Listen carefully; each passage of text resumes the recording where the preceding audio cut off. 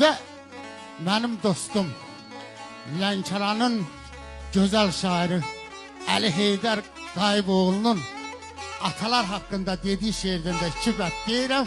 Bu güzel insanları valideynlerle birlikte davet edeceğim. Der dinleyin sözümü insan evladı. Evin şah damarı, canı atadır. Ana müqəddəsdir, ana namustur. Ailenin şerefi, şanı atadır.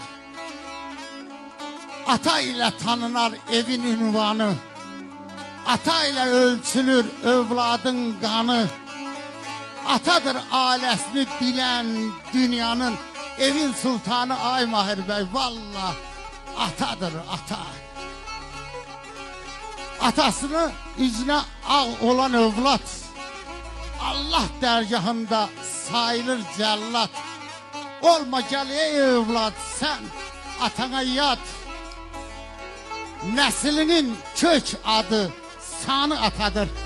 Hacı buyur.